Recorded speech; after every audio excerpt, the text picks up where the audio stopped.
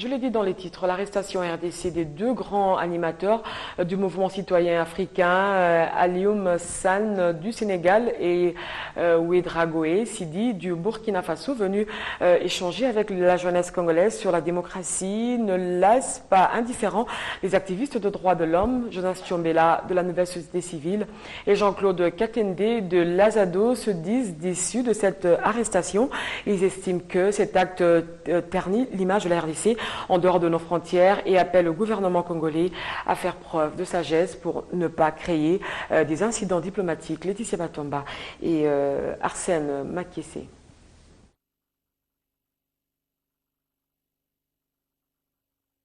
Pourquoi leur avoir octroyé ces visas au moment où les ambassades de la RDC dans leurs pays respectifs étaient au courant de leurs objectifs?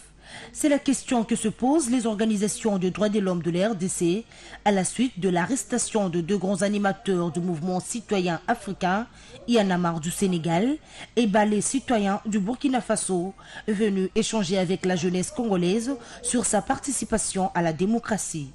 Jonas Tchombela de la Nouvelle Société Civile et Jean-Claude Katende de l'Azado lancent leur cri de détresse. Mais nous condamnons de tels types d'arrestations. Pourquoi? Parce qu'à partir du moment où ces jeunes gens sénégalais et ces jeunes gens burkinabés sont entrés chez nous, il y avait un visa, il y avait un ordre de mission. Donc en les octroyant les visas, on savait ce qu'ils venaient faire dans notre société. Donc ce n'est pas une raison pour qu'on puisse le prendre. C'est une réaction de déception dans la mesure où le travail qu'ils étaient en train de faire rentre dans le cadre de la promotion des droits de l'homme et de la démocratie et qui n'est pas prouvé nulle part qu'ils ont mené des activités compromettantes ni pour les Congolais ni pour la République.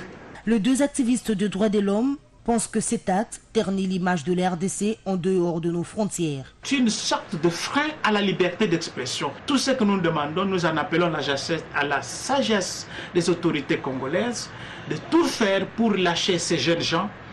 Ça fait partie de la démocratie dans notre société. Nous estimons que c'est une mauvaise action qui ne fait que ternir l'image de la République démocratique du Congo en ce qui concerne les droits de l'homme à travers le monde. Toutefois, relèvent ces derniers, le peuple congolais ne doit pas attendre des voix extérieures pour exprimer leurs revendications. Le peuple congolais n'est pas quand même quelqu'un qu'on va traîner comme un mouton. C'est un peuple qui connaît ce qu'il veut et ce qu'il veut pour son pays. Donc les autorités doivent savoir que s'il y a quelqu'un ici au Congo qui voudrait se maintenir au pouvoir en dehors de ce que la Constitution prévoit, le peuple qui lui avait donné le même pouvoir se tiendra debout pour défendre le pouvoir. Par ailleurs, il demande au gouvernement à faire preuve de sagesse afin de ne pas créer de nouveaux incidents diplomatiques.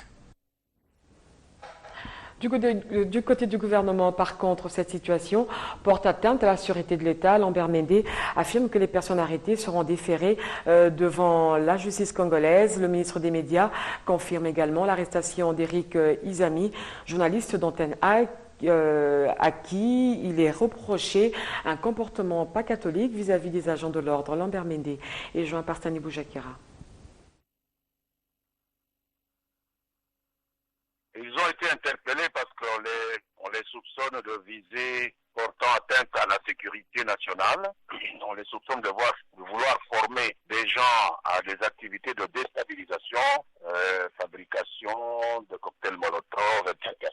pour provoquer du désordre comme dans d'autres pays africains, alors qu'ils sont étrangers, ils n'ont pas participé à des débats ou à perturber l'ordre public en RDC, même si c'est des Congolais qui s'étaient adonnés à de telles pratiques, ils auraient eu affaire à la justice, alors a fortiori des étrangers. Alors quels sont réservés aux personnes arrêtées? Ils vont être mis à la disposition de la justice qui décidera seule et en toute liberté. Parmi les arrêtés, il y a les journalistes de la rédaction d'Antenne A, Éric Izami. Qu'est-ce qui lui est reproché, Lambert Mende? Il est avec ces personnes-là parce qu'il est le seul journaliste à avoir été retenu parce qu'il a eu un comportement vis-à-vis de la police qui ne correspond pas au comportement d'un journaliste qui est interpellé par la police, qui doit certainement se faire identifier et partir. Il a adopté d'autres comportements qui seront expliqués probablement au parquet qui décidera décidera de son sort. Et ces expatriés, comment ils se sont procurés le visa de la RDC?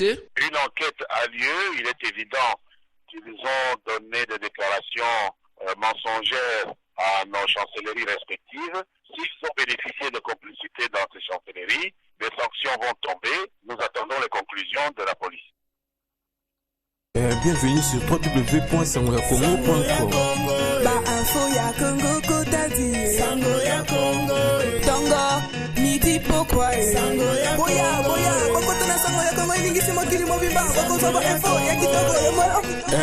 www.sangoyakongo.com. C'est ici que vous trouverez l'actualité socioculturelle en RDC.